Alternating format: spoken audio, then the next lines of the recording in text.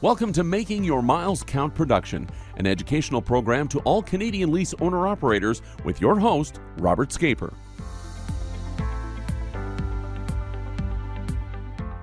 Welcome to our podcast. Today we're going to be talking about friends in trucking and all of the different features of a friend. What does it actually mean to be a friend in the trucking industry? And there's advisors, everything from an accountant to a lawyer to a dispatcher. There's all sorts of different kinds of friends that you can find.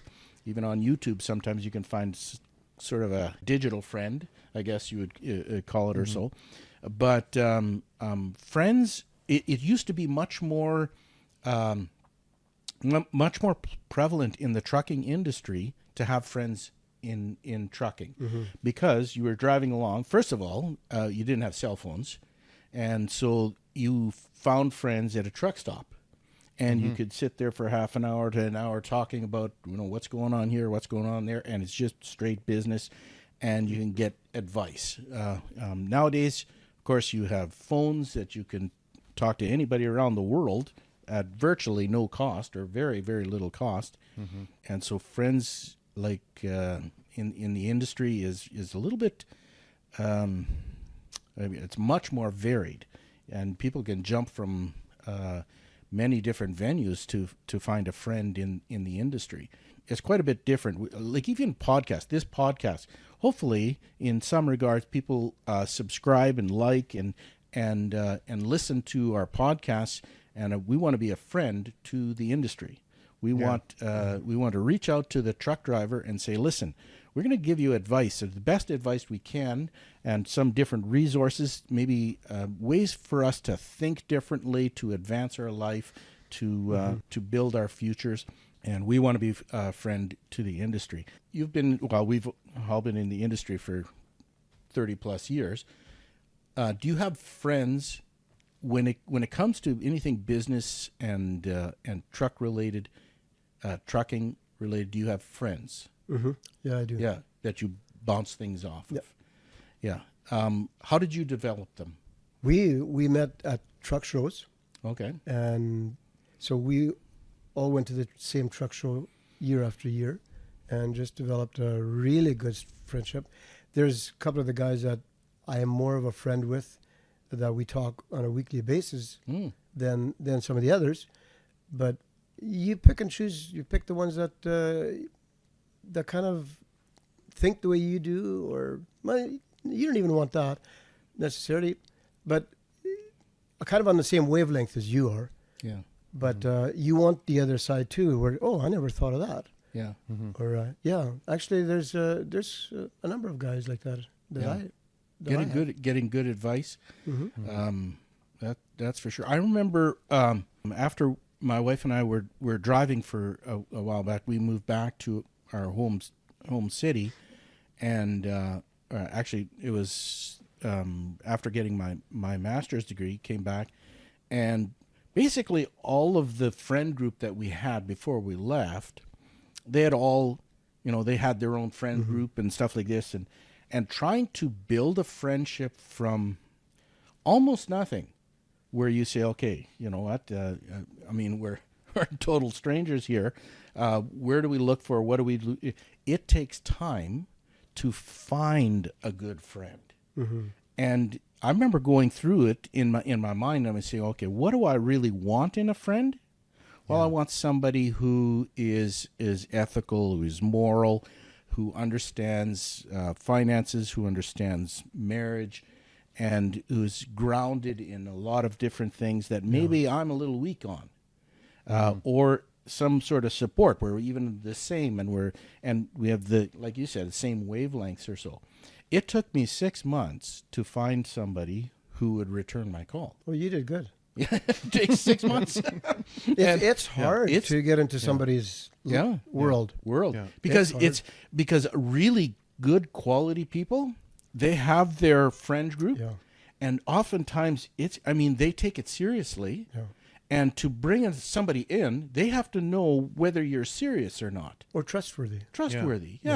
And they're not just going to, a trustworthy, good, solid friend isn't just pulling in friends from anybody. You can't just drop them a note. One text and suddenly you got a buddy for life. No, you got to build those things. And the older you get, the fewer friends you have.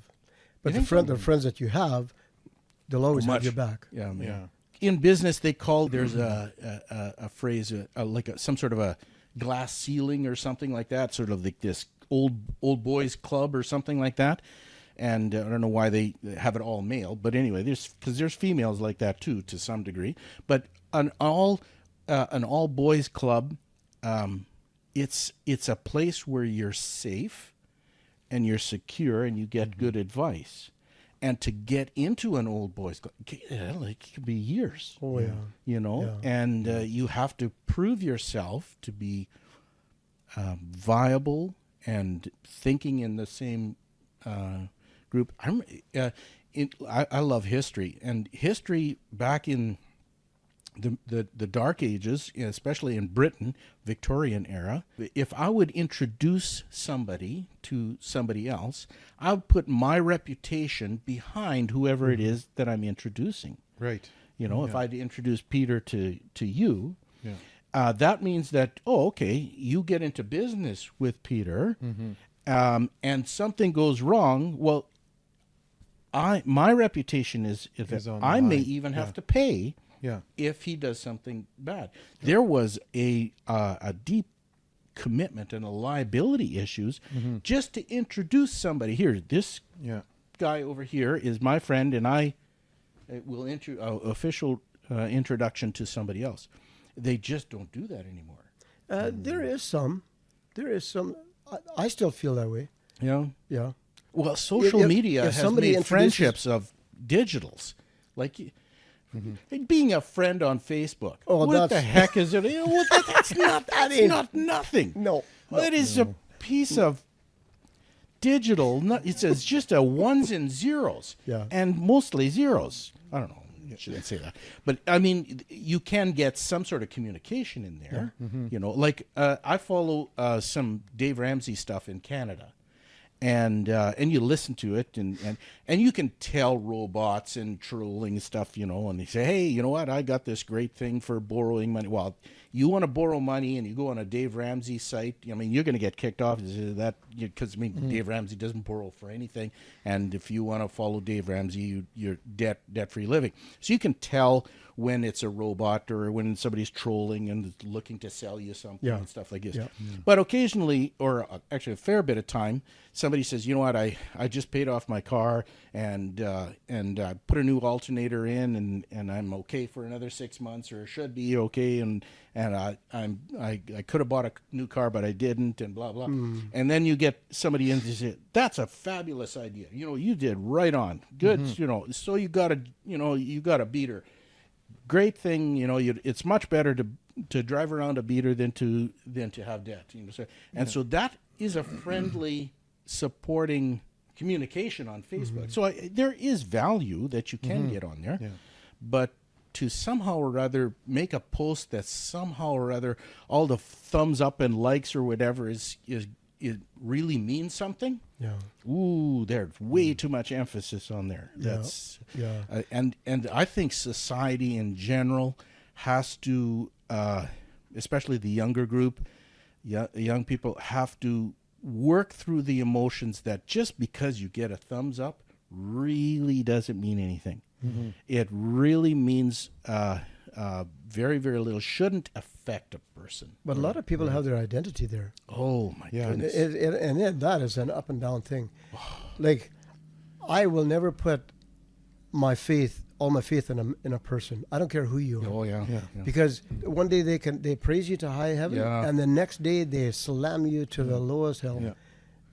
So you gotta be careful. And we talked about this the other day about making ourselves vulnerable and open ourselves up to just anybody, and allowing yourself to get hurt and people to speak stuff into your life that shouldn't be there.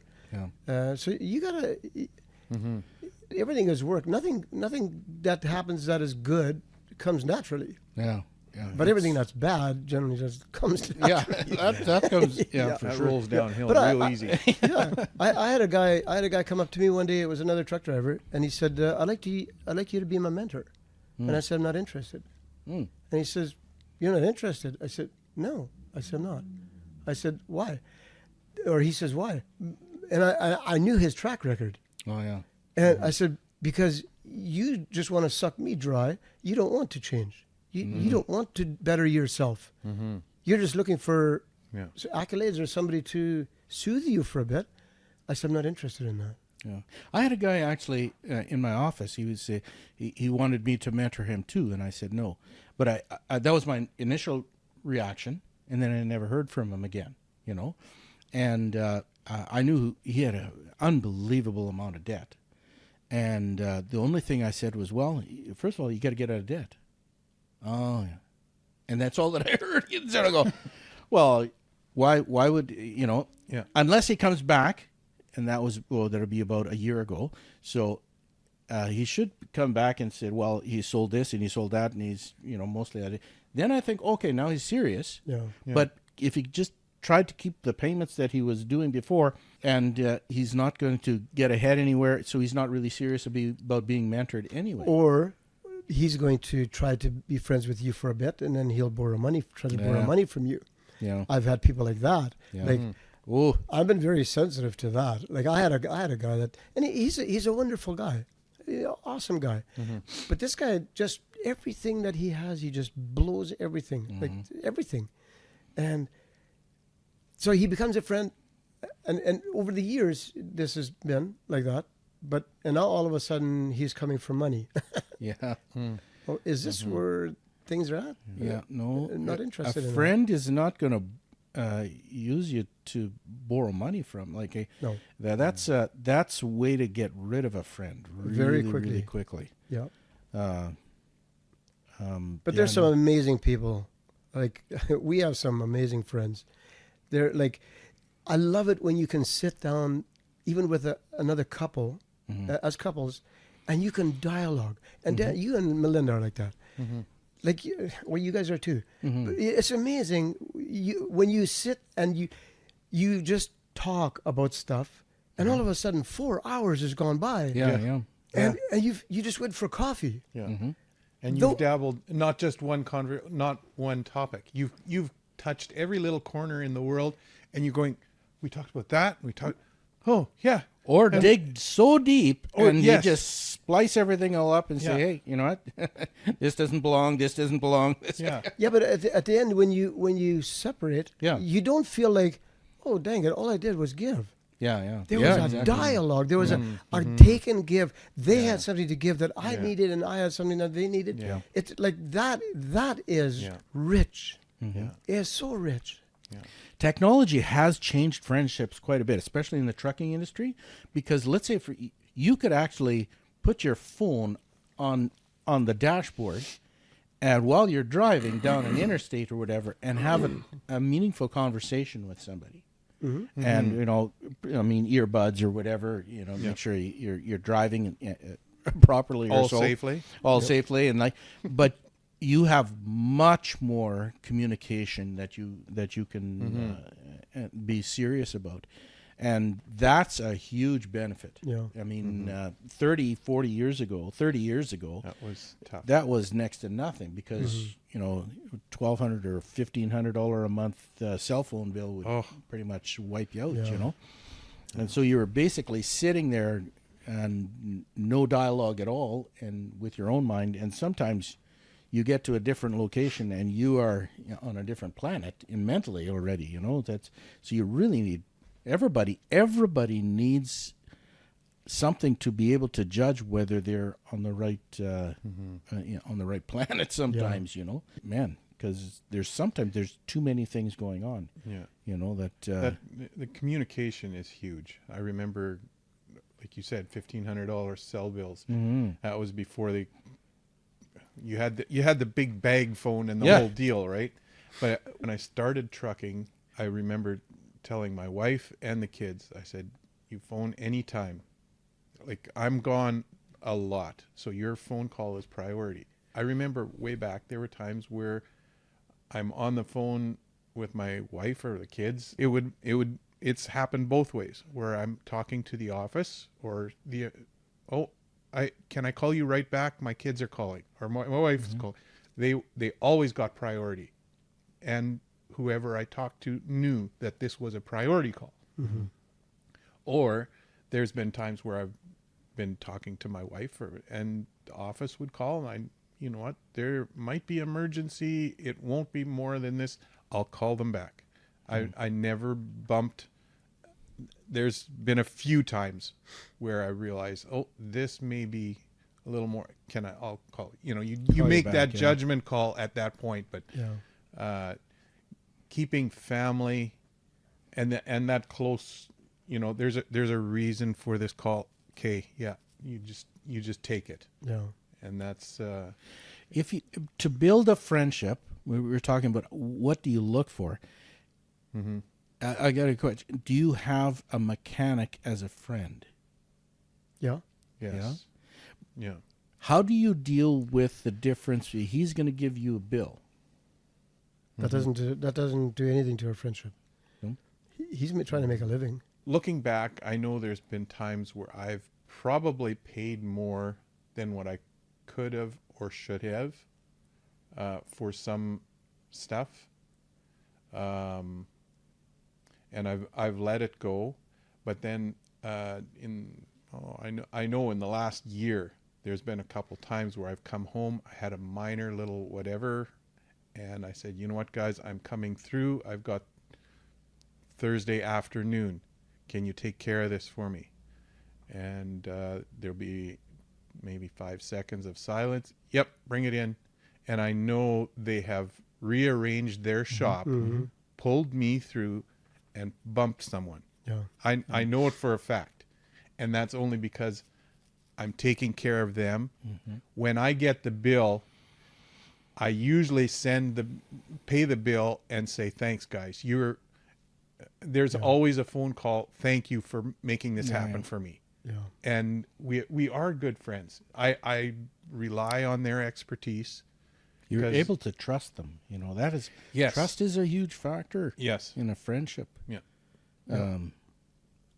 And you know what? The last thing I want to do is see them suffer financially. Right. Because, well, you can make money on everybody else, but not on me. If you're not succeeding, I'm not going to get the quality of care that I need. Yeah. Yeah. And when I come home, I'm a little different than you. You do a lot of your own mechanics. You like that. I don't mind it. My wife and I had decided, you know what, when I'll drive like nuts on the road when I come home, these guys are going to take care of the truck. We're going to do family thing here. Yeah. And we had it segregated. That's why I don't have polished rims, because you have all the polish. For one, that's not my thing. Yeah. I love the look of. I respect everybody who's doing that. I've seen some guys who are meticulous, and I could do that. But to give up that little bit of family time or rearrange my schedule so that I have it in there wasn't the priority that my wife and I had decided, And then I grew up with my dad. He's got everything segregated, and we grew up. My biggest thing, I remember growing up, Dad's toolbox, licensed plumber, gas fitter. I could go into his toolbox blindfolded, and I could pull out exactly the same screwdriver that he used 20 years ago, because it's in exactly 40 years ago. It's in the same spot. Yeah. It's meticulous, the same spot. Yeah. Wiped off, set in there. It's one of the latches isn't working, but that toolbox,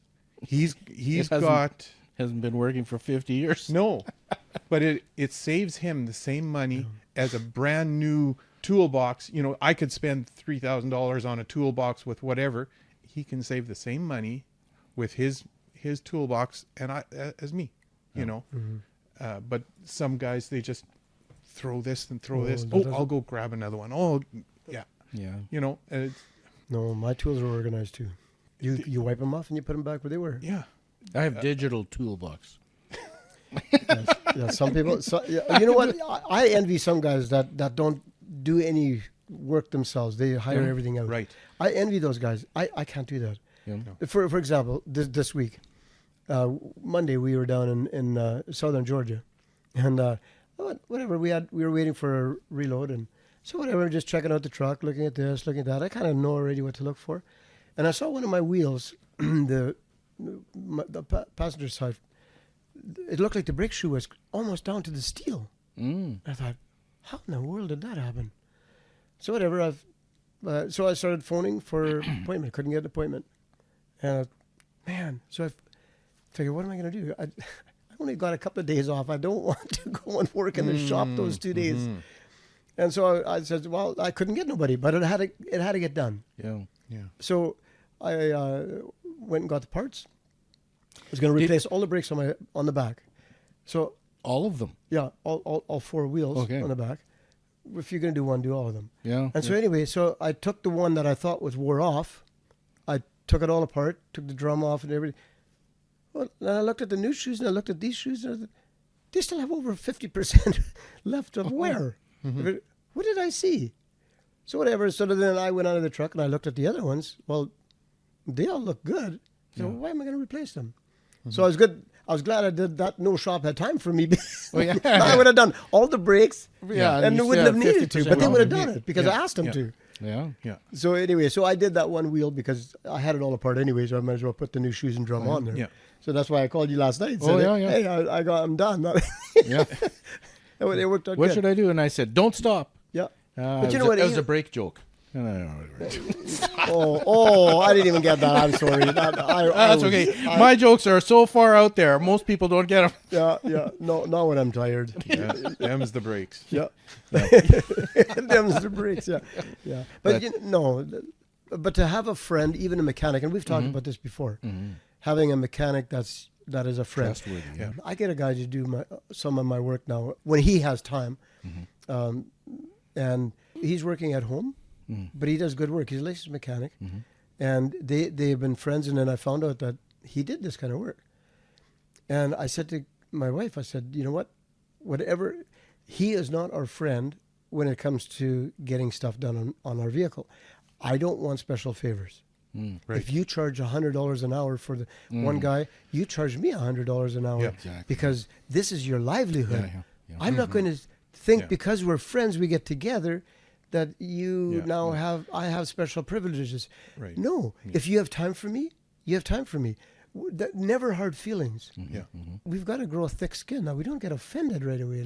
Leave the emotions alone. I'll tell you a story. I had a quote unquote friend that I decided to do some just basic bookkeeping for, and it's one of the 0.5% that is not in the trucking industry. And there was 1 year that I didn't bill them at all. And all I do is just, it's a very simplistic, I don't make any money on it, but I just do it for a friend's sake. So 1 year I didn't bill them at all. The next year it moved to a different person, so there was a little bit more time involved in doing it. And so I said, well, just write out and send them the bill. And it's not a high rate. It's just a very, very reasonable rate. There's no way that they could get it in the market. But because it was basically twice as many hours as normal, the guy called back and he says he wanted a detailed report on all of the hours and what was assigned to this and what's assigned to that. And I said, you know what? That's it. I said, here's your paperwork. Everything is done to the... I says, no bill at all. That's it. But I'm not doing it anymore. I was doing it out of a friendship based, and it cost us energy to do this, and then to have the hours questioned was really an insult. It was an insult. Yeah. And the year before, I never billed at all because the individual forgot to bill them. And I said, you know what? Okay, we forgot to bill them. So be it. I'll suck it up. But then this year, when it was twice as much, you add the two together, and it's lower than what he would ever get for 2 years worth of work. And I mean, it was. But that's it. I just drew it up, and I says, you know what? That's fine. Here's all the work, everything that we've done so far, and just take it and go to another. And those are the types of friendships that are not really friendships. No. Because he's trying to get something from me. Mm-hmm. I've had some individuals who do some work for me out on our acreage. There was one guy who was there for, I don't know, however many hours. He got next to nothing done. Something that should have taken him an hour, he basically billed me for 4 or 5 hours. And I'm going, okay, this is really bad, you know. I paid him exactly what he asked for. And I says, you know what, I'm very disappointed in the productivity that it was. And he says, yeah, I can understand. And I just never called him back again. You know, I don't make, how do I say this? If a friend, quote unquote, that I'm doing a favor for or something like that gives me a bill, I'll always pay for it. Yeah. But if I realize that his attitude's not right, that's it. That's the last.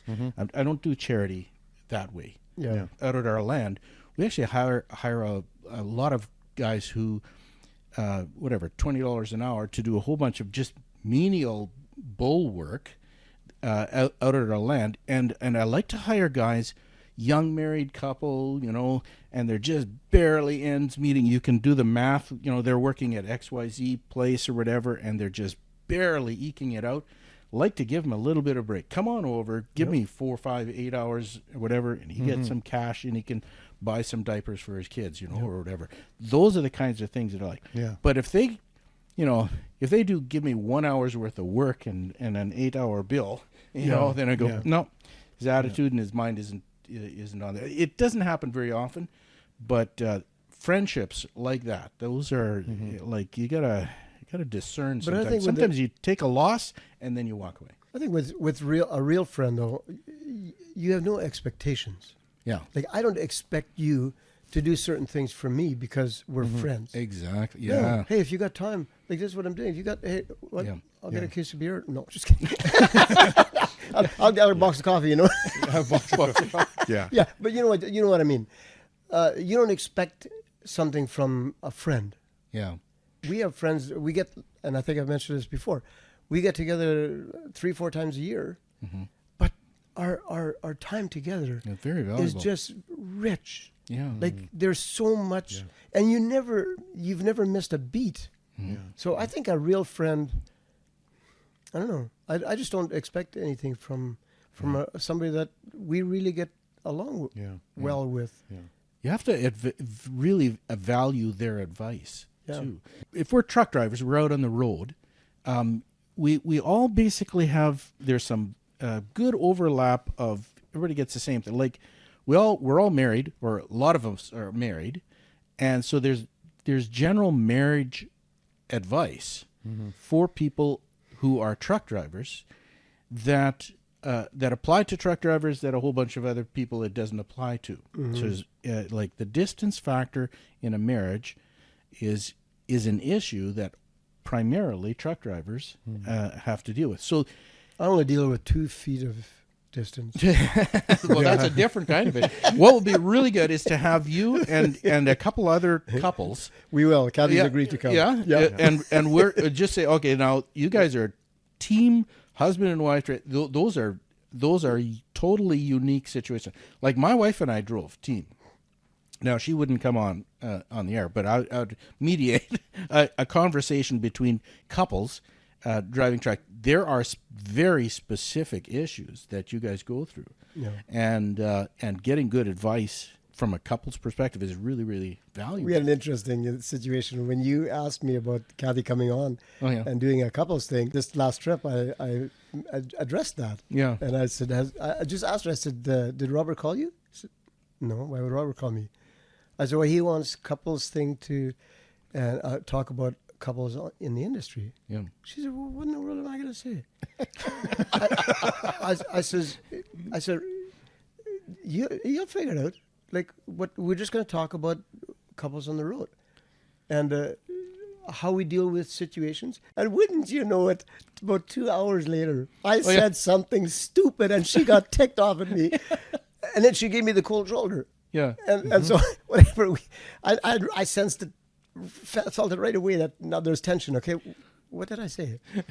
and so whatever, and so the next morning, we were talking and then this came up again, and I said exactly what just happened here. Yeah. I said, now, how did we resolve what happened? Yeah. Yeah. I said, this is inevitable.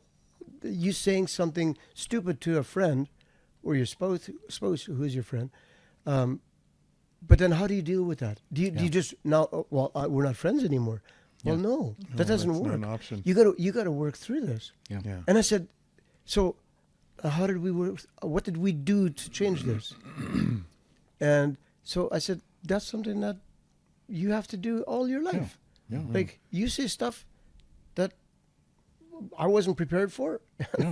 Me the same way. Do you know what society, and this is a very big thing, society, I don't know what they call it. I'm not a big fan of woke or cancel culture or something. I don't even know half what they do. But what really opened my eyes, it's big down in the States, but it happened in Calgary somewhere where somebody was wearing a particular hat and somebody came out onto a campus and to a person who was wearing a hat, like, and the guy says, you have to take your hat off in order to eat at this cafeteria or whatever. He said, well, why? What do you mean? He says, that's offensive to some people. Okay? He said, what? And it happened in Calgary at a university or whatever. And I'm thinking, not in Canada, but realistically, if colleges and universities are there to prepare us for real life, how in the world is somebody who is going to be offended at a hat, how are they going to get married? Yeah. Well, How are they going to survive word. marriage? It'll never happen. They're going to go through divorce after divorce. Why? Just because a guy had his wrong hat on, or he thinks differently than you? Yeah. What they're implying by this cancel or woke or whatever the heck they're doing is, if you don't think like I think, you're my enemy. Yeah. Well, that is insane. But Everybody's going to be your enemy. yeah. But yet you don't have to change your thinking because of that person. Yeah. Yeah. You can think It's the way you want, but the other person unbelievably is not supposed to selfish. think the way you do. Like you'll never I was listening to a program and they were talking about board meetings, and he was saying that there used to be board meetings where there could be 6-8 guys at the board meeting, and they all had their idea, and they were allowed to present their idea, and then they come up with an idea together. Mm-hmm. But now, if you don't think like I do, Yeah. then get out of the meeting. You're off the board. Yeah. Yeah. Like Do you know? Have you ever heard the story of the Bay of Pigs? the who? Bay of Pigs? It happened when Cuba was going through the missile crisis or whatever, and so the United States was going to invade Cuba and kick out the communists there or something like that. And they were supposed to do this, and so they had this meeting of a bunch of guys, and they said, "Well, we're going to go send the Army, Navy, whatever it is." Into the Bay of Pigs was a specific landing spot where this Marines or whoever were going to do this, and this board unanimously agreed, yeah, this is a good idea. So they send these Marines down there, they do it, and the whole thing collapses, and they got kicked off the island, and the communists won or whatever. Then they evaluated afterwards, and they went back to each one of those guys in there, and they found that every single one of them, or almost all of them, thought it was a terrible idea.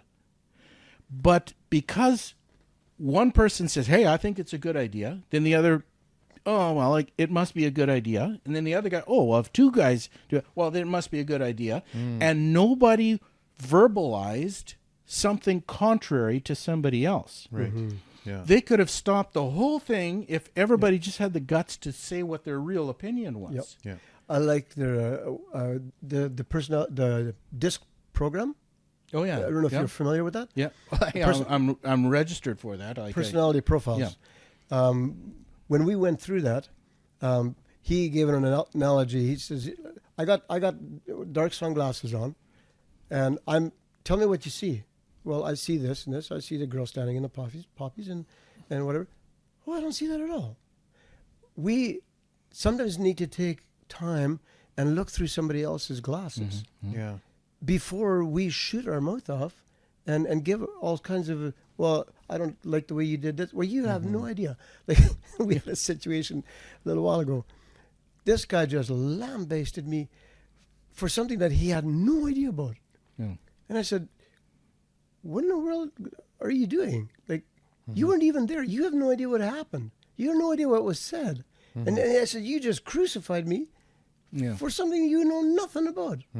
I said, like, why didn't you come and ask me first, like, what happened, instead of just attacking? But nowadays, we're people are so sensitive. Yeah. They just attack because get your stuff straight first. Yeah.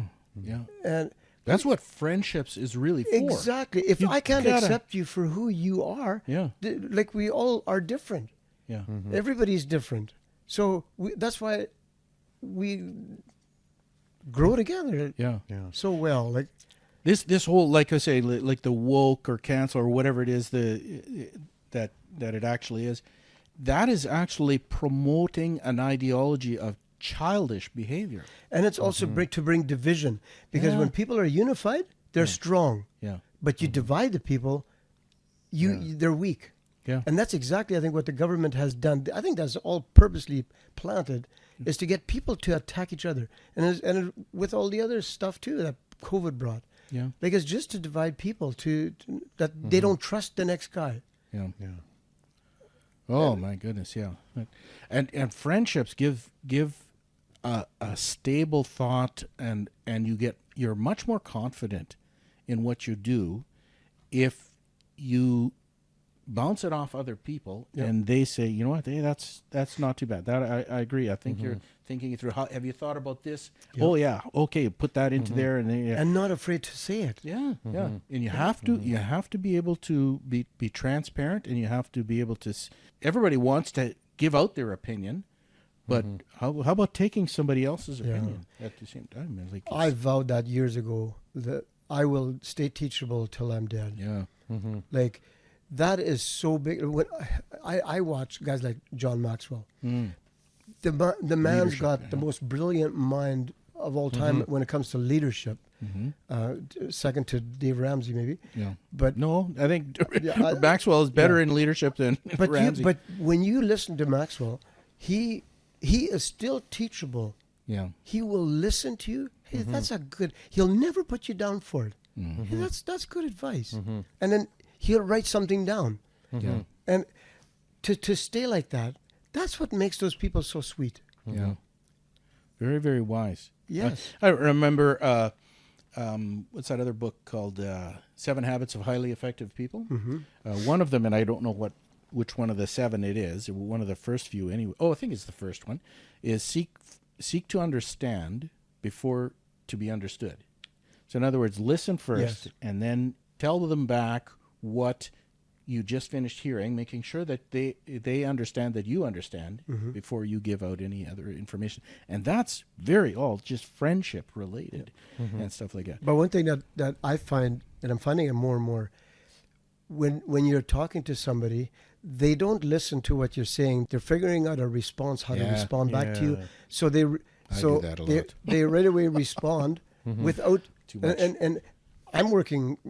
Kathy and me are working on that. She's maybe a little bit needs more in that than I do, but she doesn't listen to what I say. She just responds right away.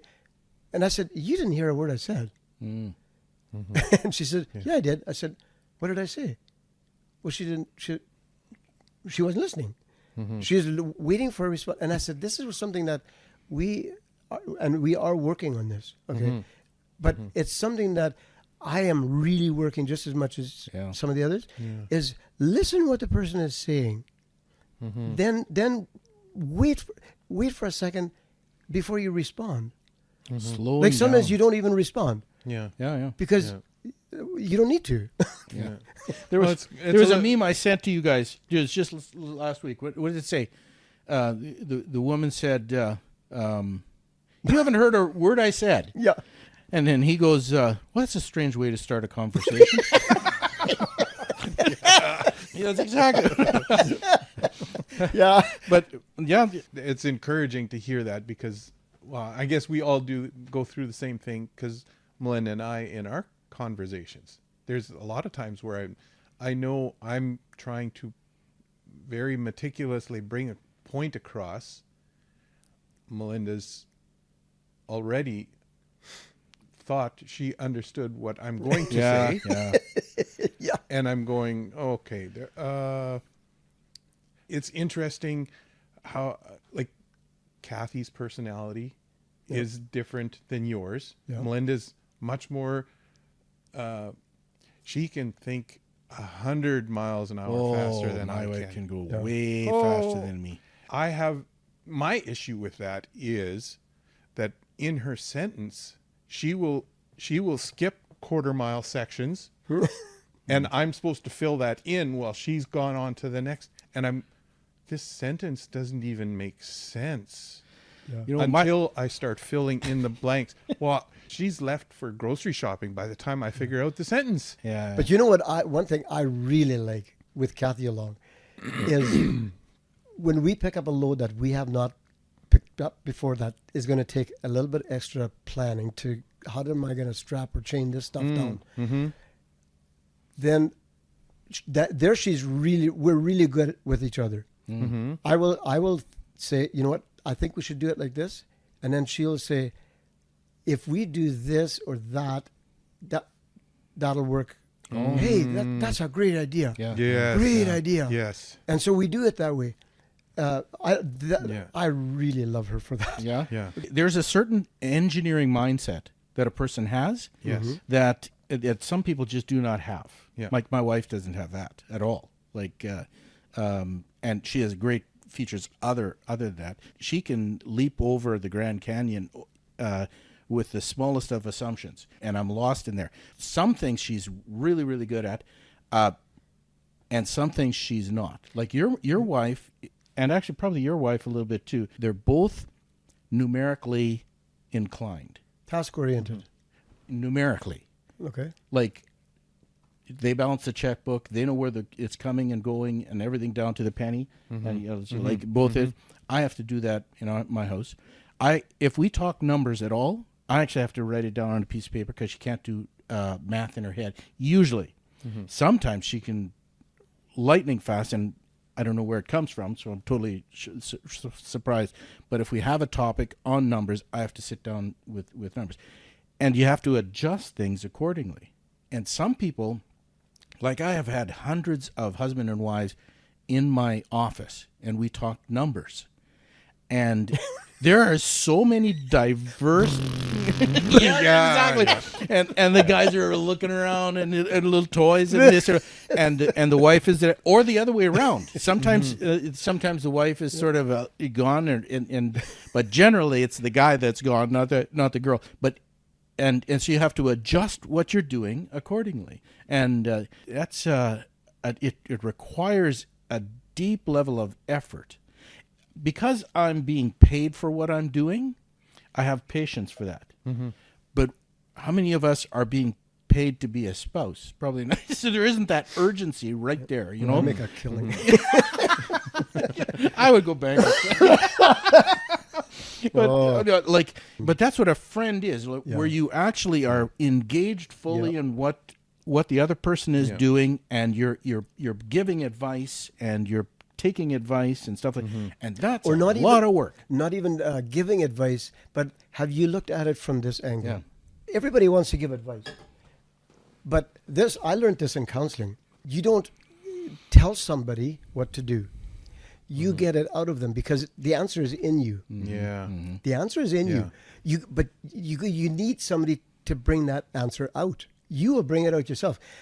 When I went for counseling, I only went like three times, but she never ever told me what to do or suggested anything. She would ask me questions with me asking her questions, and all of a sudden, hey, wait a minute, like you answer yourself. But to have somebody like that, that is just priceless, man.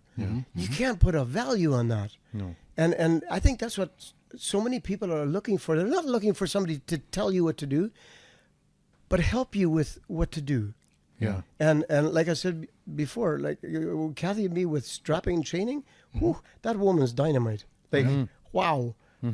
I just love it. Yeah. And she does too. And then when we're done, we put the gloves away and said, man, that was fun. Yes. And I remember the one thing. We picked up some farm machinery down in Minnesota. Like, with this guy double stacked this stuff. And I'm thinking, how on God's green earth are we going to keep that stuff on the trailer? And it's 10.5 feet wide. Yeah. Yeah. Like, how are we going to keep that from falling off? Like, and but when we were all done, we kind of high-fived each other in the truck and said, that was great. That's what I like about working with you. Yeah. You know, and that is, you can do that with friends. Yeah. Like, Well, you have to. You have to find it. Because nobody is so talented that they don't need friends. no. Nobody. Everybody has blind spots. I was in an IT meeting the other day, and we were talking about something or whatever, and I said, well, then we'll have to do this. And then one of the IT guys go, well, that's what I said 2 weeks ago. And I said, you know, you're probably right. I don't remember it, but you're probably right, because I'm really goal oriented.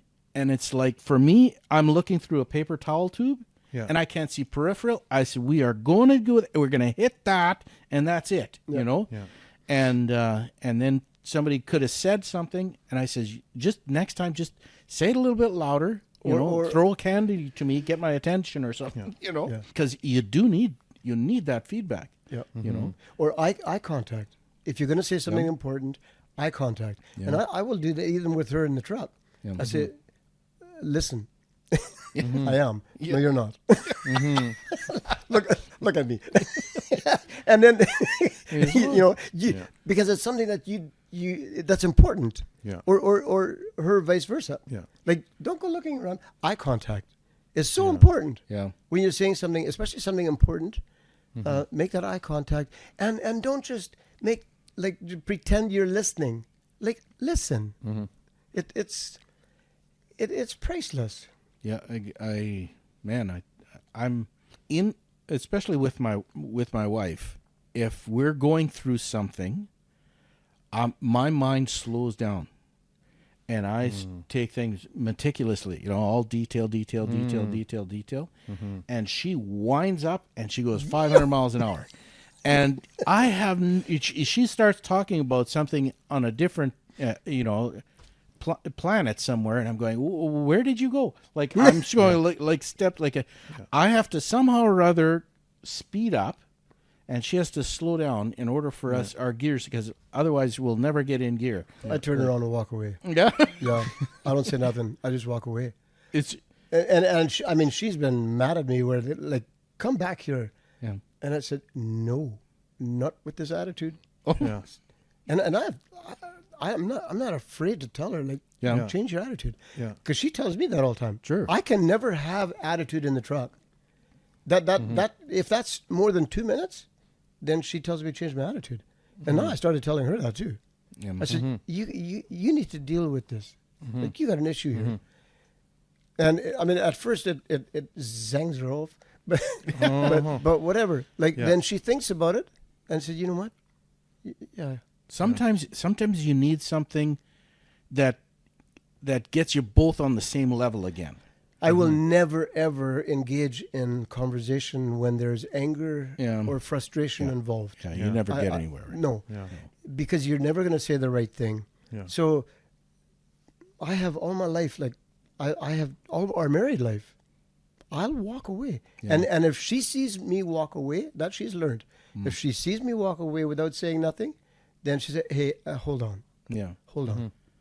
And now the decibels, like, she doesn't yell. Yeah. But now everything comes down, and I said, if you want to talk rationally, let's talk. Yeah. But I said, otherwise I'm out of here. Yeah. You know what? Actually, I find that with my wife and I, one thing that we do to do a reset, okay, because we're one is emotionally fast, and the other is slow, or one is hot and the other is cold, or whatever it is. To reset, the strangest thing, we play backgammon. And we've played thousands and thousands of games, and we're both about the same competency, like very similar. And so the who wins and who loses everything is all about the dice. So it's totally impersonal.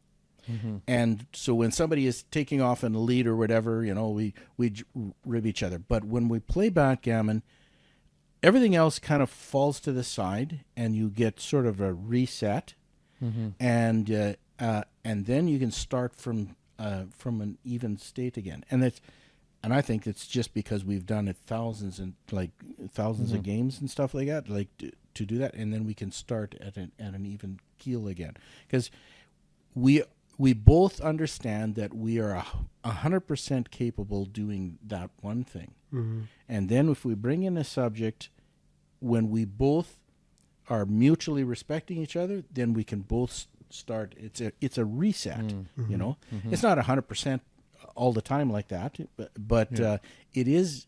You do sometimes have to reset, because even with friends, you get a friend and you butt heads, which every friendship should at some point in time. And somehow or other, whether it's time, space, or whether it's doing a project together or something like that, you get a reset. You have to reset and start over again. And that is so incredibly valuable. Time space is not very good, though, when there's been a situation like that. What do you mean? Like, let's say you get into an argument about something, whatever. Don't part ways like that, then stay apart. Oh, and stay apart? No. Yeah. That has to be dealt with, because the Bible says, don't let the sun go down on your wrath. Because, in other words, if you walk away, time doesn't heal nothing. No. Well, distance doesn't heal anything. Okay, but sometimes a good night's sleep... That's different. But then address it. I will give you an example. We had an incident with Kathy's parents one day. Dad was doing something that just infuriated me, because my dad did the same thing. And now he was starting that. And I said, there's no way, and you know what, that I'm going to allow this in the family. And so, I just let Dad have it. I just, no holds barred. I was mad. And then we left, and then me and Kathy were talking about it. And Kathy came down a little bit on me for being so mean to her dad, which I wasn't mean. I just spoke truth, but I got loud. And I said, this isn't going to happen. And I told Kathy, I said, this is not going to happen. She said, I totally get it. I totally understand it. But she said, tomorrow we're going to call them and take them out for breakfast. And I said, not really interested in that. And she said, we're going to do that. Because right now, Mom and Dad are sitting at home, feeling condemned and feeling rejected and very spanked. And so the next morning, we called them and we picked them up, took them out for breakfast. And it was really tense. Really tense. But then we started talking. And then I addressed yesterday. And I explained yesterday. And why I did what I did. You know what? Those people, that became really, really close. Her dad idolized me to the 9th degree.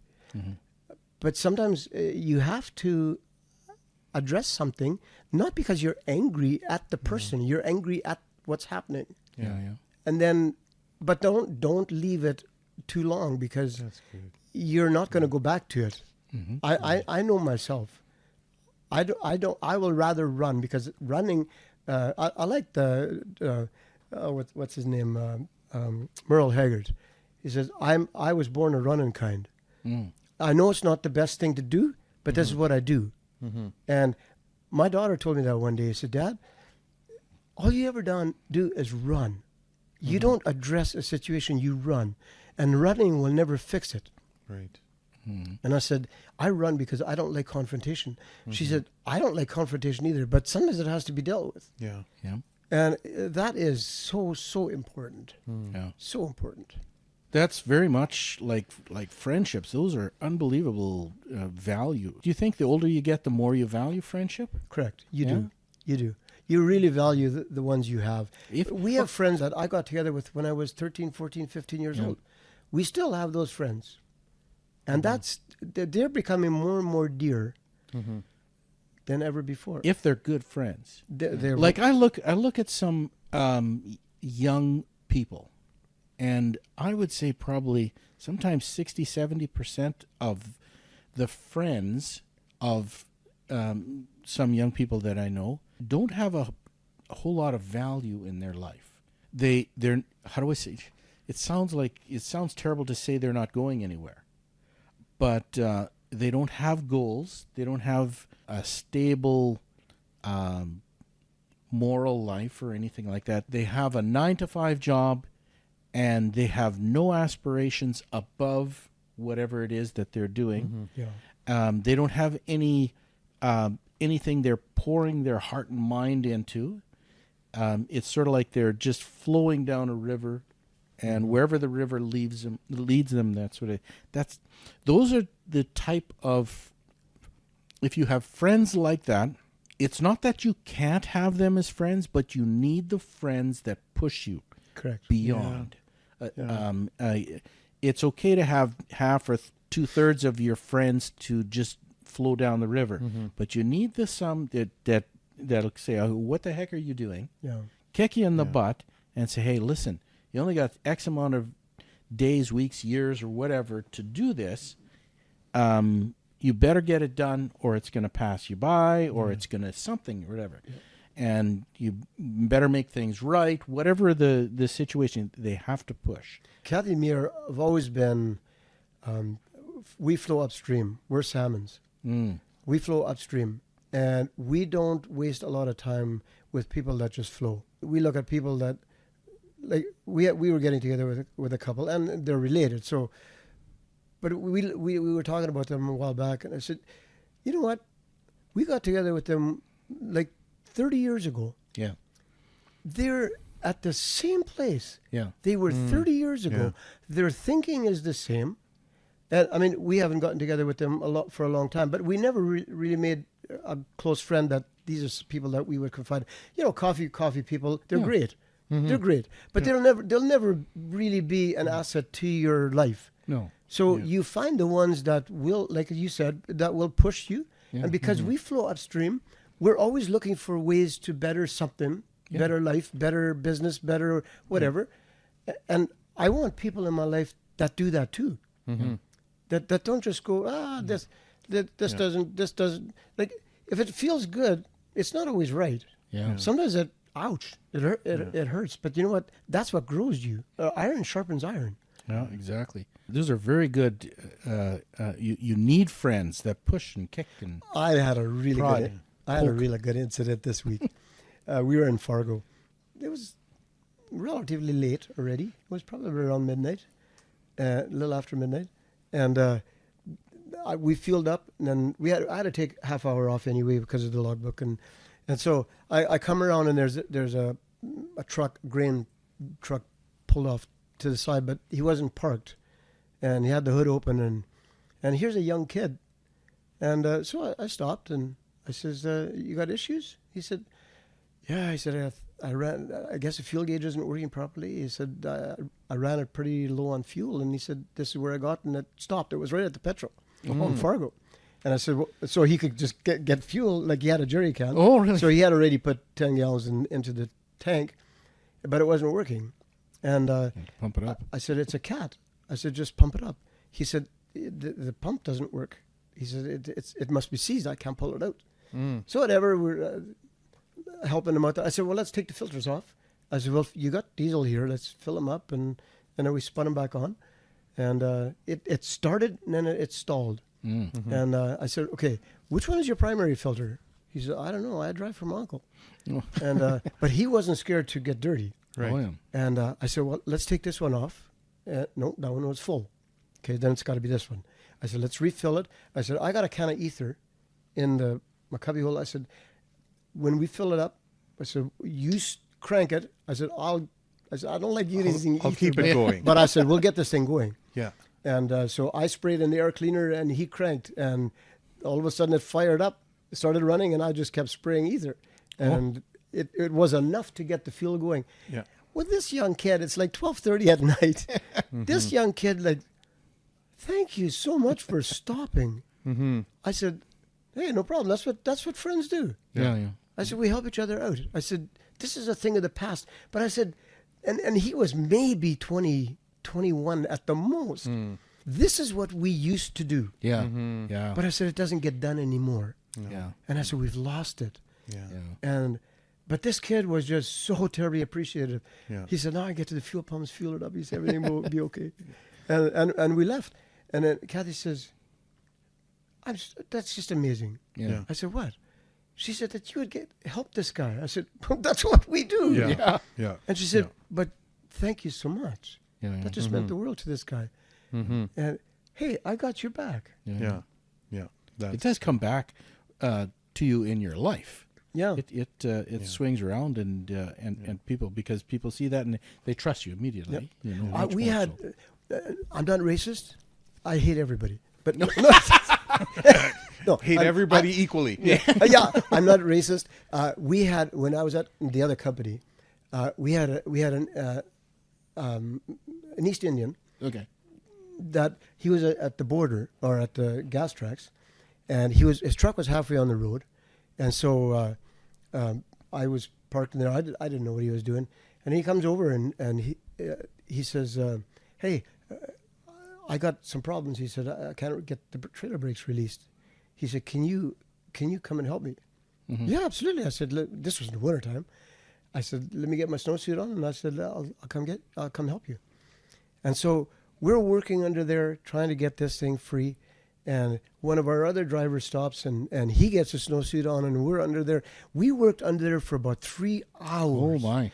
With me phoning home and asking like the mechanic for What's going advice, on? and then we try that, and that didn't work, and then we phone him back, and what else can we do? And so we worked on there, and all of a sudden a Spanish guy comes over and he says, "What are you guys doing?" He says, "We can't get the brakes released. They're solid. It doesn't matter what we do. They won't release." It was almost a brand new trailer, had the disc brakes. Oh yeah. And he says, "Well, back off the brakes." I said, "You can do that on these On disc disc brakes?" brakes? He said, "Yeah, they still have a slack adjuster." And I said, Oh yeah. why the heck did we think of that? Sure. And Yeah. so whatever, we backed him off, and away he went. So we went together, and came home like that. Now he was able to come home for the night instead of, because they already said, like, just leave him there for the night and then we'll deal with it in the morning. Yeah. And I said, no, I'm not going to leave this guy there. No. And so we all went home. And when we got into the yard, he comes over to my truck and he gives me the biggest hug. Yeah. And he said, "Thank you so much for your help, man." He Yeah. said, "This is awesome." Yeah. Yeah. And we exchanged phone numbers, and we still stay in contact with each other. Yeah. And I said to my other friend, I said, this guy, if somebody's going to discriminate against a white man, Yeah. this guy's going to stand up for us. Yeah. Yeah. Because there's no such a thing as black, white, or yellow. We're brothers. Yeah. Yeah. We're in this industry together. I don't Yeah. care if you think different than I do. Sure. I can still help you. Yeah. And Yeah. that just goes so far. It used to be much more. How do we say much more? Much less prejudiced and segregation wise.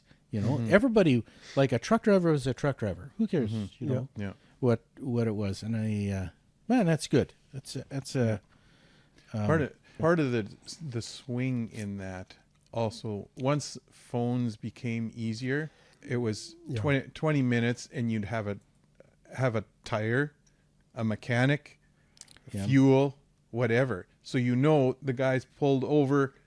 He's probably got a tire guy on the way. Yeah. He's probably got a mechanic, because who doesn't have a phone? Yeah. That kind of thing has changed the industry a lot. It has. It used to be a team. Now, can't do nothing with a computer anyway. Like what are you going to do?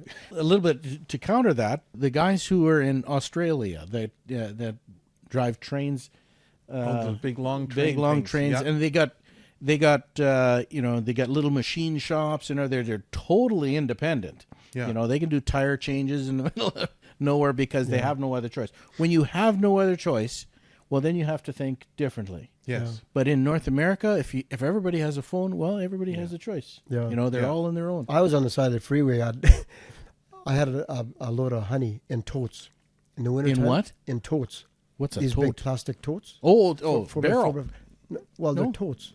Oh, the square ones. Yes. Oh, okay, Yeah, yes. the plastic okay. ones with metal around them. That's what they call them, totes? Yeah. Okay. Anyway, because the floor was slippery, and I wanted them loaded a certain way, the guy said, no, this is the way we load them. And he wouldn't load them the way I wanted them. Mm. And now they were all down the center of the trailer. And they had slid over. Oh.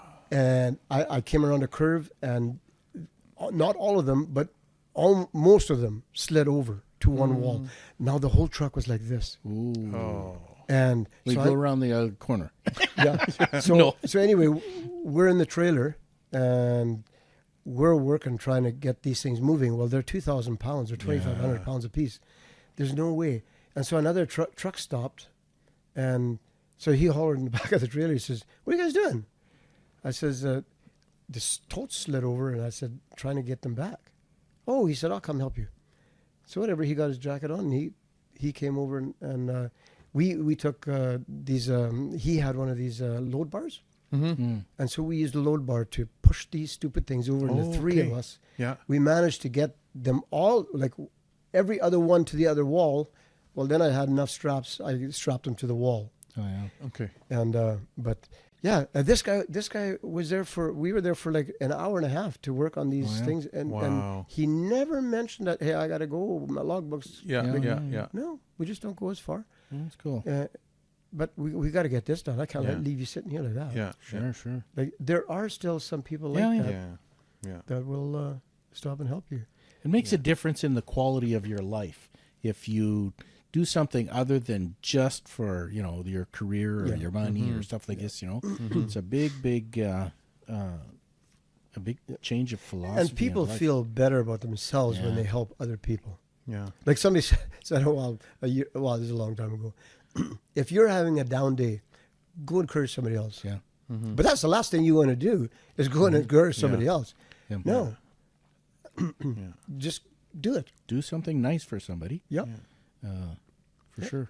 Like I was at Tim Hortons in Portage la Prairie.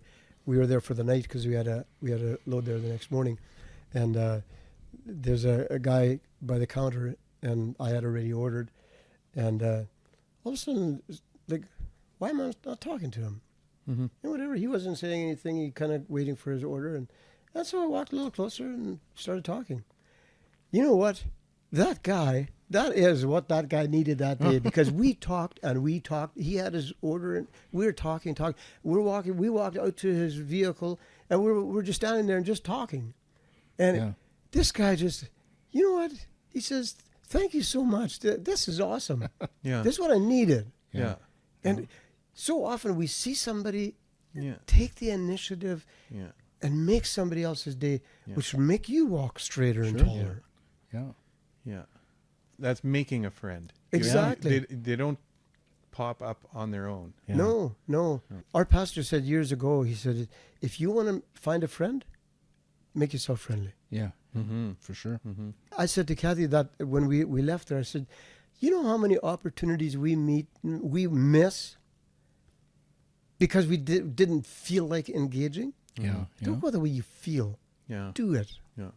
I was just thinking about friends and how the younger generation, and I guess I'm looking at my kids, and they've had friends and they've changed dramatically over my lifetime. I've watched, wow, they're friends here. Oh, now they're gone. Friends here. Oh, now they're gone.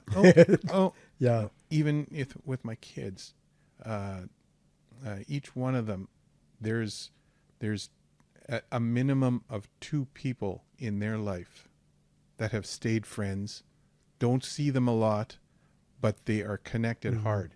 And then for my wife and I, they're like, over the years, we know a lot of people, we're friendly to them, and as far as friends go, they've changed a fair amount, but there's those key ones that You can have call it been nice. from a long time, and are still there. And then I also just quickly reflected to my mom and dad. They've had friends over the years. They've come through the house and out, but then there's two couples that I know of. I can right now. They still get together. It's consistent. It's been since I was a kid. Yeah. They're 60 years. Yeah. And you know what? I stand back and look a little bit, and their personalities are all quite unique and similar at the same time. But I see in each other couple, and compared to my mom and dad, they're all very consistent and goal orientated, which helped keep that friendship. You know, they had a friendship with purpose. With purpose. That's a good one. Yeah. Friendship with purpose. Yeah. When they get down, they get together. You know what? You're doing good. And they're all in totally different industries. You're doing good. Wow, good for you. That's a good measurement of a friend. If something good is happening to you, Yeah. and that person really says, "Hey," and celebrates with you, Yeah. then that's it. As opposed to someone who's competitive, as well. That happened to you. Yeah. Well, this happened to me. You know. Yeah. No. That's not. You I don't want know. you need people who are really encouraging and saying, "Hey, you know what? Yeah. That is a great thing that happened to you. Yep. Way to go! If you keep on doing that, it'll happen more." Or whatever. Jealousy will destroy something yeah. very, very quickly. Yeah. Like we've always, if friends are succeeding and they've bought something or whatever, like, hey, go over and see it. Yeah. Yeah. And congratulate them. Say, hey, awesome. Don't try to go buy something better than what they bought. Yeah. Like, I'm not into competition. No. That happened to me once. I bought almost a new car. It was a dealer driven. Yeah. And then this person went and bought a brand new one. I sold mine. Oh no way. Yes, sir. I sold it and I bought an old one again. I thought, no, I don't need anything to see. We had so much division in our home when I grew up. That is not going to creep into my life. No. And I have fought all my life to keep strife out of my life. Yeah. And it Takes concerted, focused effort. it does to reduce. It And- does. But if it brings strife, I will change it. Yeah. Because No, that's even good. even the Apostle Paul said, if it offends you that I eat meat, Yeah. I'll refrain from eating meat when I'm with you, Yeah. just to keep strife out of our life. Yeah. Yeah. Yeah. It's very important. Yeah. I- Don't wear that hat. Don't worry. Yeah. No. There is a time to oppose. Okay. Yeah. Yeah. Yeah. Oh, There is oppose. Yeah. I'm rebellious by nature. I defy authority. And if I knew that got somebody's by the short and curlies that I'm wearing a freedom hat, well, I'll wear a freedom hat purposely, Yeah. even though I don't wear hats. Yeah. I'd wear one for you. There's a great story actually from your son-in-law that was, he told the story of when he used to live in a village just off out of the city, and his neighbor, your son-in-law, would go out and buy something. Let's say a 50-inch TV or whatever. Yeah. And it'd be at the box would be at the end of the driveway, and then the next week, his neighbor would have a 60-inch Yeah, as a see, box. see, that's what I mean. He was just he just thought it was a coincidence, but he kept doing that. Yeah. And the other guy did the exact same thing, Yep. and he got a little bit ticked at it, and so what he did is he went out and he bought, he didn't buy, he got a box, like a huge box, like a refrigerator box or something, and he didn't buy the thing, but he just put it at the end of his driveway, and sure enough, the very next weekend, a bigger box my was word. he thought that was the most hilarious thing ever. And I just said, you should have just kept right on doing it. Yeah. Bring a new washer dryer. Wow. But that was just his neighbor, but it was a funny story, and a competition. I mean, Well, you know what? There is an area where I am quite competitive, and I like. And you were talking about my son-in-law. There's an area where we get along really great. He's terrific. He's great for my daughter. but I've allowed this a bit of competition to arise between me and him, and it started many years ago when we both had little quads, 4x4 quads, and we would go quadding in the gravel pits. And you just go over the hills and up around the corners and this and this, and we had snowmobiles for a little while.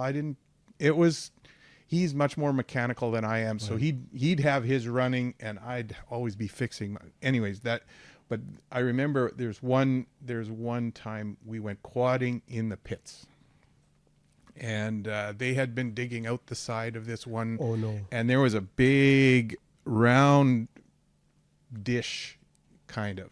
So we just started on the bottom, just going around the dish, and you go fast enough, and you can do the arc and keep going, and that was great. So I'd follow him, and he's crazy.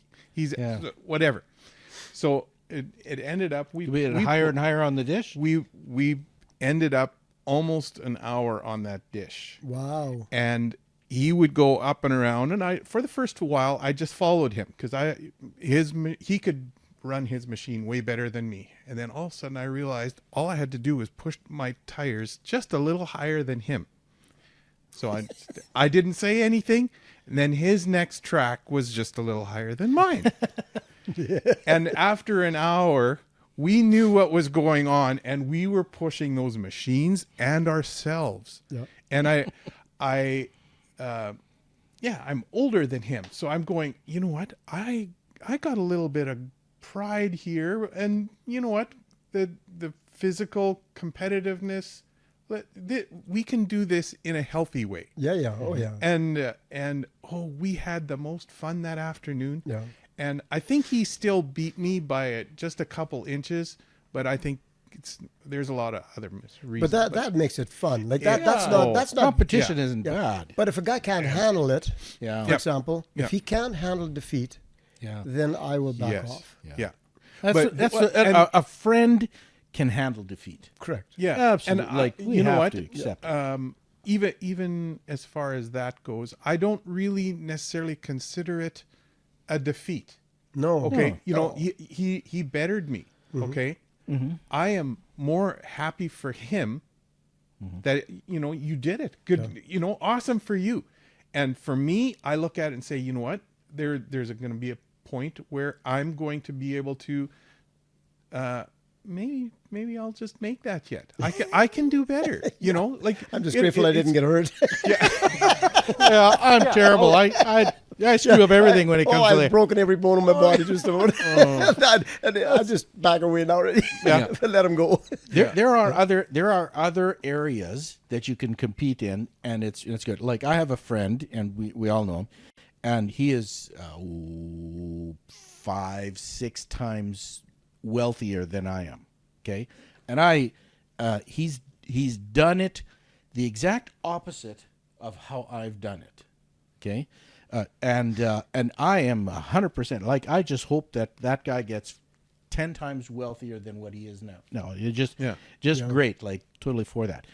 When it comes to building wealth, I actually enjoy a little bit of competition, and yet I put things into context. Like for instance, I like to have goals. We're all goal oriented or so, and I like to have goals. And one goal that I've had is I want to have a relatively, like Dad, basically a comfortable retirement. And we're getting closer to retirement. Now we're all 60 now, okay? Or 61, whatever it is, and I want a comfortable retirement. Now, comfortable is a relative term. It could be anything or so. But realistically, my story on wealth building is completely different than you guys. Like you guys both have really nice houses that you guys live in. Like you have not just a house, but you have a house and a nice shop where you put your truck in and stuff like this. You have a really nice house.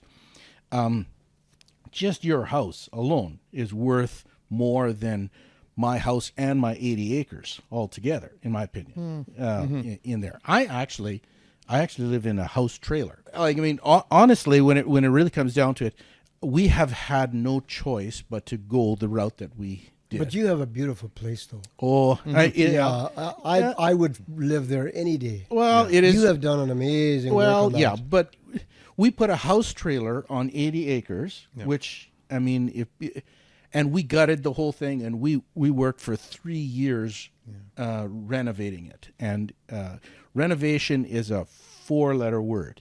It is horrible. Like, we would work until we ran out of money, and then we'd work until we ran out of money. We did that for 3 years or whatever. And if you look at what we have right now, if we would have taken the exact same investment into it, we could have probably almost doubled it if we would have got a big mortgage and done it properly in the first way. Okay.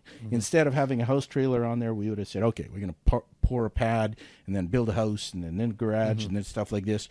We could have made probably maybe not twice as much, but at least 50% more market value than what it is now with the amount of money that we put into it.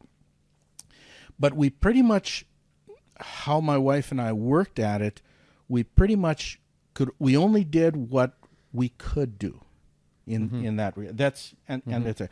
So it was, from a financial perspective, we didn't get a huge return on our house, but we invested in other things, like in our commercial property and the like. And now I'm advising people on what to have as an investment for their retirement. I get advised or asked all the time, what do you invest in? What do you invest in? And the only thing I've ever told people to invest in historically is just as if you got extra money or whatever, you buy an empty plot of land, because the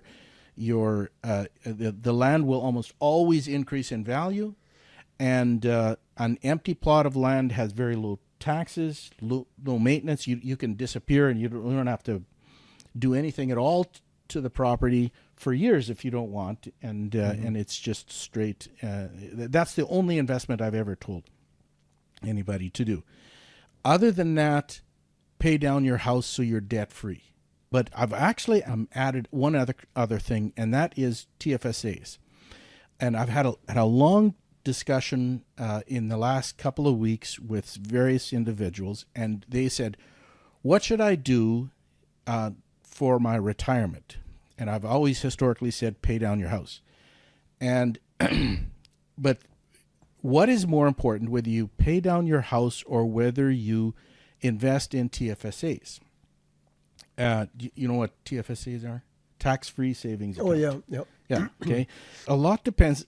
If an individual has a very, very large mortgage, and they are getting close to retirement, say they're 55 or 55 or whatever, and it's going to take 10 years or more to pay off their house, but they have nothing, no cash, no investments, they don't have any RSPs or TFSAs. What's probably going to happen, if they got 10 years, if they're 55 and their house is almost like they got 10 years left on their house, and so that when they're 65, their house is paid for, but they have nothing left. That situation, you have to evaluate, okay, when you're 65, your house is paid for, but you have nothing to live on. What's going to happen is they're going to have to sell the house and have some sort of an income, put $100,000, $200,000, $300,000, whatever, into mutual funds or TFSAs or whatever it is, so that they can have some sort of regular annual income, monthly income from that in order to live. So they're going to have to downsize. So instead of waiting till you're 65 to downsize, why don't you downsize when you're 55, and then you have that money, and then you can start start investing in TFSAs at a younger age, when you're 50, 55. So that by the time you're 65, you have a smaller house. You've had it for 10, 15 years, but you also have a savings account that you can do it. So you instead of paying interest on your home mortgage. So I've been wrestling with this, discussing with several individuals in there. And I've done a fair bit of research on TFSAs, and actually it's not fair bit. It's actually quite simple. It's a simple spreadsheet. TFSAs only became into effect, what is it, 2007, 8, something like that. And so it's only been around. Everybody has, if nobody has ever put any money into TFSAs, in 2013, they're allowed depositing $88,000. So in 2024, with that, you'll have $95,000 you could put into that. Okay. When it comes to retirement funds, if somebody has started a TFSA at the beginning of the of when you were allowed to do it, and you did a maximum contribution of your TFSA right from the beginning, okay, by the time you're 65, which is, let's say it's going to be 25 years then, every single individual, if you do it'll be $500,000 there. If you've done it right from the beginning. So it's a husband and wife, you'll have $1 million cash, which $1 million cash, if you pull out 5% of that for the rest of your life, you have $50,000 a year, which is easily enough to survive off of, because it's after-tax money. And so you have a very strong retirement plan at that point. But there's an awful lot of truck drivers, and myself included, who have never contributed, who has never contributed to a TFSA. Now, I just started a number of months ago. We have one. Yeah, you have one? Yep. Excellent. And realistically, to be a little bit competitive is see what you can do with a TFSA and get to your maximum as soon as possible. Because once you've done that, basically, my philosophy is that you should never have a brand new vehicle unless you're fully vested into a TFSA. If you have every penny you can into a TFSA, well, then you can buy a new car. Otherwise, you can't. That's just a standard. On your market, set, ready, go. That's what I recommend from a financial perspective. Then you could pay off your house and do whatever. But that whole aspect of a TFSA is unbelievably important. I will not have the combination of my wife and I together. The way we're doing it, we are not going to have $500,000 each. There. And now when you're calculating returns on the investment of a TFSA, I use 8.5%, which is realistic, because if you do mutual funds, and we're going to have exactly half of that because we didn't start back in 2006, 7, 9, whenever it was. I can't remember what year it was. We're going to have half of that, which is still decent. The sooner somebody starts on there, the better off they're going to be from a retirement perspective. So that has really been on my mind. Especially, there's new stuff that is just coming out.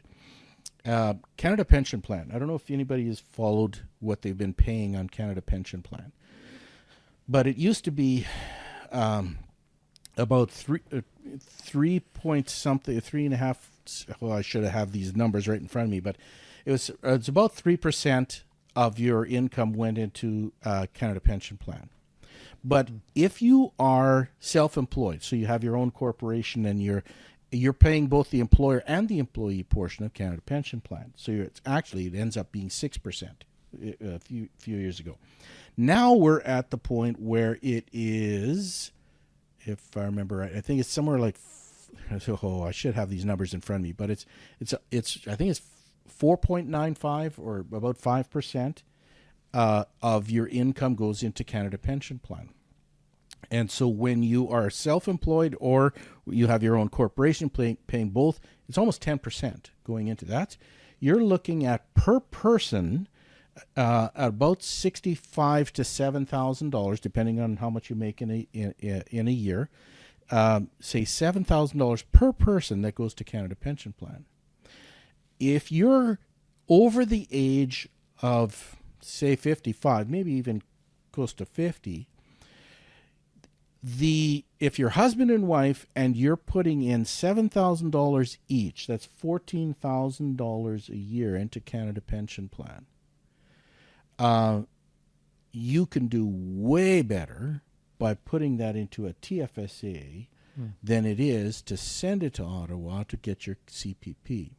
What's happening in 2024 and further, that $7,000, or I think it's you're maximizing is $7,700 or something like that. But let's say it's $7,000 that per person that you're doing, because that's both the employer and the employee portion.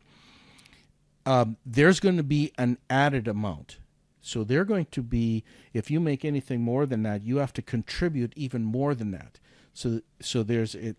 Some people are calling it CPP 2.0, but your contributions is going to be elevated more and more and more. Mm-hmm. I'm recommending that individuals who have their own corporation to pare back on their Canada Pension Plan, and instead of taking management fees, now you start taking dividends, which is CPP exempt.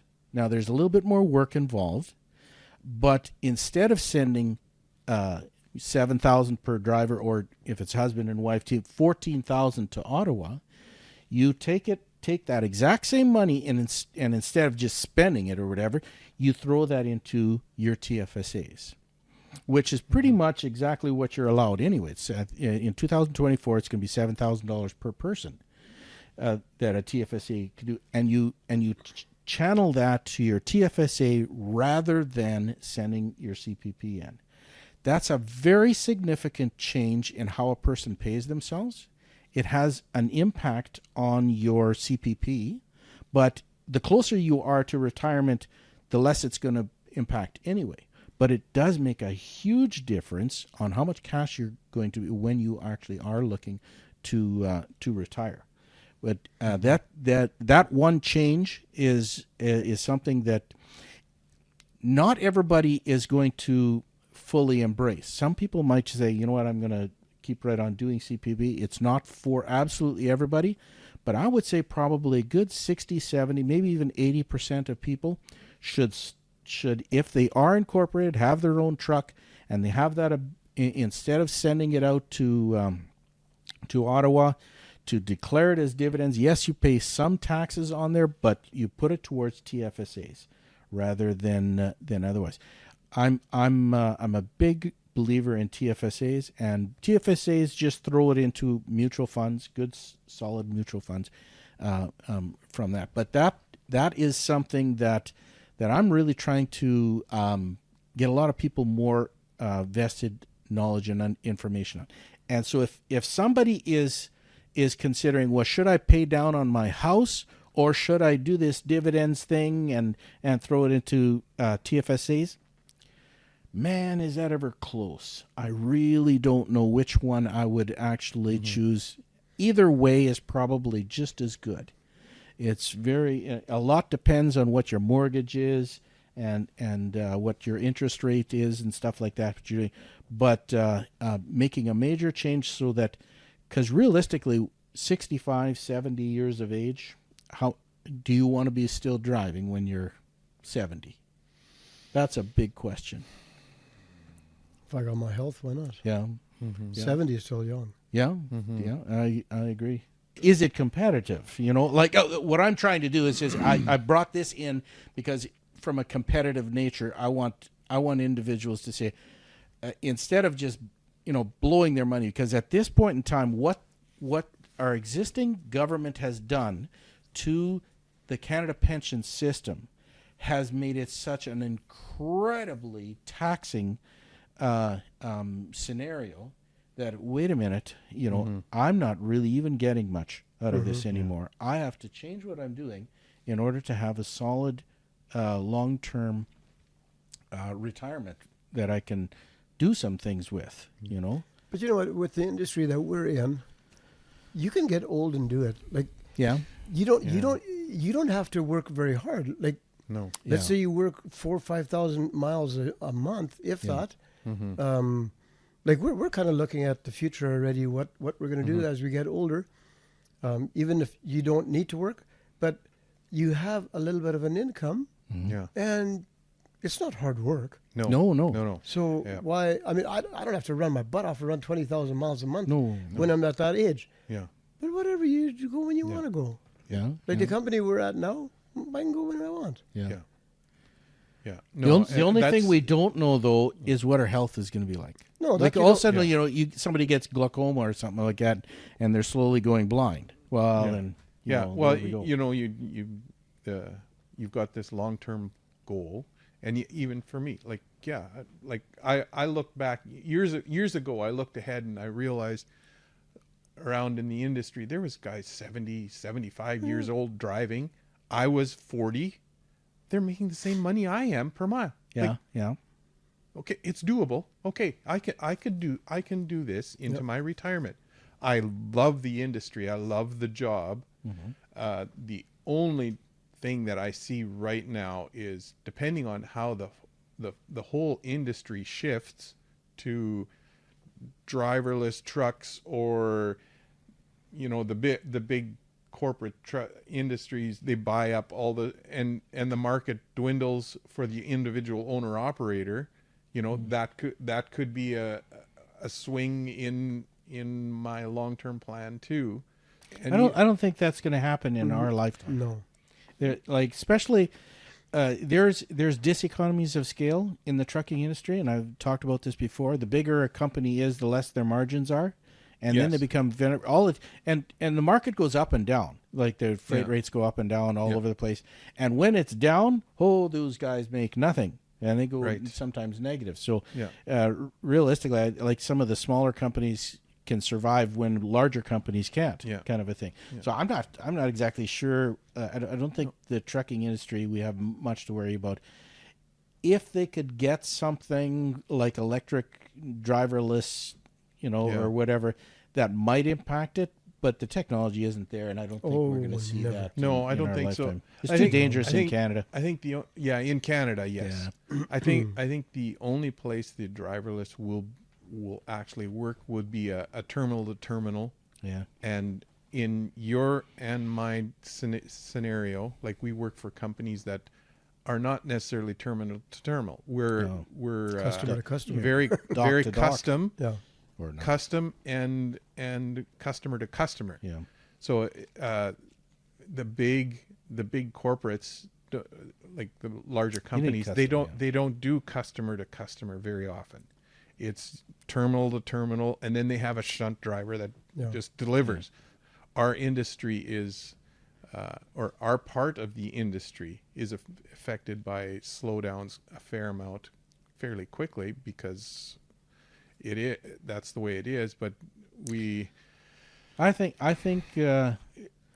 realistically it does affect you. Like the freight rates going down, it does affect you guys. Oh, yeah. But net, you guys are still able to make money when some medium to large carriers are actually losing money right now. Yeah. And everybody is sort of waiting for some of them to die off. I wrote an article in December 2023 for Over the Road magazine, and one of the first paragraph was, and it's true, this is what happened. I had a client hand in paperwork, and written on their pay statement, they were lease operators. They weren't owner operators like you guys, but on their lease operator contract, it was just handwritten, due to the freight rate and capacity of the industry right now, your contract has been reduced by 9 cents a mile. We're sorry for the inconvenience. What? Yeah, no notice, nothing. That's just exactly reduced, and they're just immediately paid less. I have no idea. The client never talked to me about it. I just stumbled across it because my wife was scanning some stuff in. And I'm thinking, so that's how these smaller carriers are surviving. They're just offloading it all or whatever. Yeah. But some of them are going through really tough times. Just whether they're going to survive, I don't know. You guys are actually one of the most efficient ways, because if all you're paying is the 10, 15, 20% to the dispatcher, to the carrier, and to for the trailer or whatever it is, and you got your 75 or 80%. And that goes straight to you. There is no middleman taking their cut. Middleman. At least from what you understand. And if you get a contract that comes up and he says, you know what, take this load from there to there. This is how much you pay. You can walk away and say no. I'm not paying enough. Yeah. You know, but realistically, some of the big carriers, and they have to make at least portions of their truck payment or their mortgage payment or whatever. But they're the ones that are undercutting everything. Well, trying to get freight. Yeah, they have to get. They have to get. But realistically, the smaller ones, like the owner operators, what you guys are, have a better chance of survival than others. Now, in the end, it does come down to who can find freight. Like each of you guys, the carriers that you operate with, they have their customer base. And if all of a sudden their customer base is reduced by 30 or 40%, it does affect you. So either they broaden out their customer base, or they look around, whatever they have to be a little bit more flexible and stuff like that. I mean, some places in some jurisdictions or whatever, when it goes down to 60-65% volume, there is no way to recoup it. I mean, you have to be okay with 65% of the volume or so. And other players, you can steal it from other people or whatever, But I think you guys are okay, because there's always something to haul, even though it'll cover your basics and maybe your wages or something.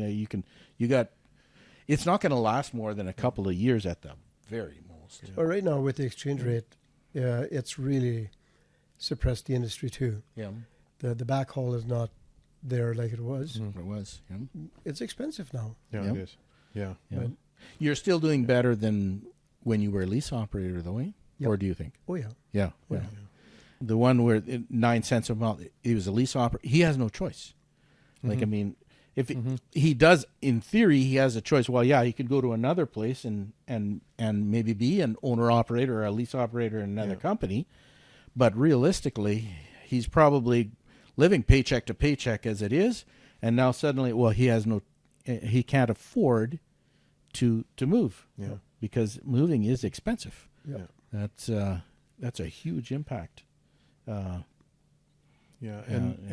the key is setting yourself up beforehand, because if you finance yourself all the way to the nose, then 9% or 9 cents a mile. Ooh, that's huge. Yeah, that's huge. Huge. If you're running a truck that, it may not be the cream of the crop on the road, but you can manage it and you've got a cushion. That's what gets you through the hard times and sets you up for on the other side when things start turning around. Yep. Because all of us, when things turn around, what I've seen over the years is every once in a while you'll when the things start turning around, there's going to be a couple customers that, you know what, I've got to go now. I need this moved now, and they'll start throwing money, and because there's nobody out there anymore. Yeah. Well, then they have to buy, and you know what, I can do that. Yeah.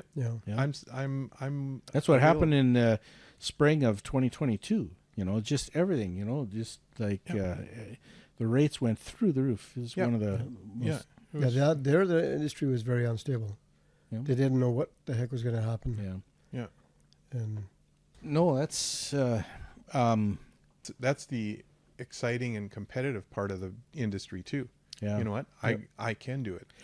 And just like you were saying before, getting out there, chaining this down. Oh, this is great. Yeah. You're getting some exercise. The blood's getting through your brain, and I made a stupid move not this last trip before. I went by myself, and Going by yourself or just? no, That was the stupid move. That was the stupid move? No. I had to go down to South Carolina, pick up a load of steel. And so it had to be belly wrapped and tarped. Mm-hmm. Okay. That's cool. I could do that. And it was, the guy called me at midnight to go load.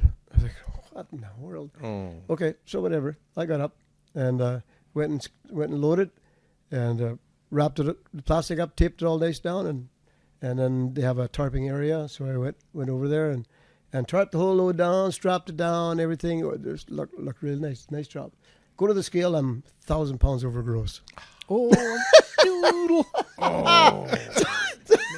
So I had to go all the way back, untarp, unstrap, do the take one bundle off, do it all again. I left the parking lot at 11:53 in the evening. I got back to bed at 5:45 in the morning. Oh, man, yeah. And I thought, I will never do that again. Well, how do you stop that? How do you know? Because you don't know. Well, no, I didn't know. But I loaded at the same place this week. Yeah. And I said to Kathy, I said, I'm not doing this again. Yeah. I'm going to find out first where we're at. And this guy... Did they have scales there? Well, they scale you in empty. Then he's got a thing then, and he shoots it against the bundle of steel. And that gives him the weight. Mm-hmm. So while the guy's loading, this guy's on top and shooting how much. And so he comes where we were and he says, okay, you're good to go. This is your weight.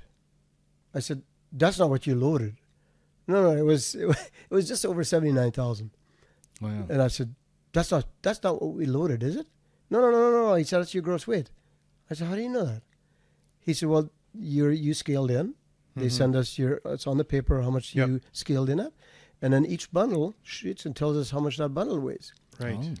And so okay, I said to Kathy, okay, we're good. We'll tarp it. Because the way I had it positioned, it was good. Yeah. So we tarped everything and strapped it down because it was raining outside. Now we couldn't do it outside, so we were able to do it inside. So we go on and scale. And I'm still 700 pounds over my drives. Why? Just on my drives. Oh, I wasn't quite 79,000 gross. Oh, okay. But I was 730 pounds over my drives, and I thought, oh no! And now I had the guy that had the incident in Minnesota, his trailer, and he's got a sliding axle, so you can slide it apart. Oh, okay. Yep. But it didn't work. He hadn't used it for who knows how long, so it didn't work. So, now what am I going to do? So whatever. So we ran all night. We left there at 11:15 in the evening. We ran all night till morning, and I'm driving, and it's already daylight, and I'm about 45 minutes out of Indianapolis, and there's a scale that's going to be open. Mm-hmm. And I thought, okay, there's a Love Struck stock. I need to scale this just to make sure. Peace of mind. Yeah. And somewhere that stupid load had shifted, and now I was 35.7 on the drives. Oh. I thought, oh Lord, now what do I do? Mm-hmm. I said, this is what I'm going to do. I loosened up all the straps, backed up 20 miles an hour, and I slammed on the brakes. Oh, wow. I slid. How much fell off the back of the... Nothing. I had the risers behind, so it could only go so far. Yeah. But I slid just over 2,000 pounds. No way. Yes, sir. Oh, wow. I was totally legal. I could fuel up completely and come home. But then I strapped that thing down, and I strapped it down with all my weight. That was very fortunate. Like, yeah. Wow.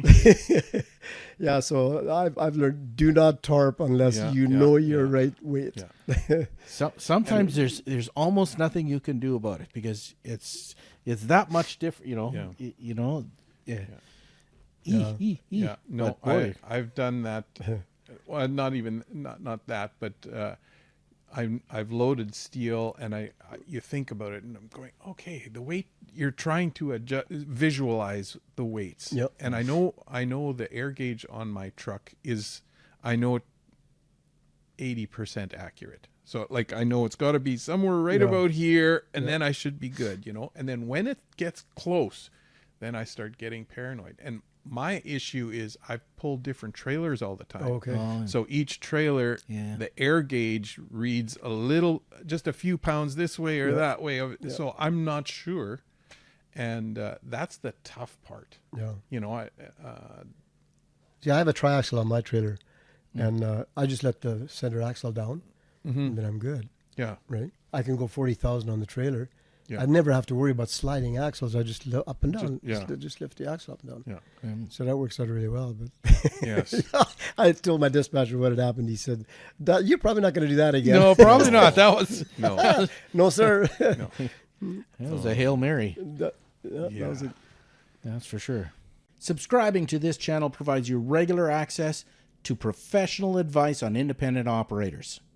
If you want to support us, like, share, and turn on that notification.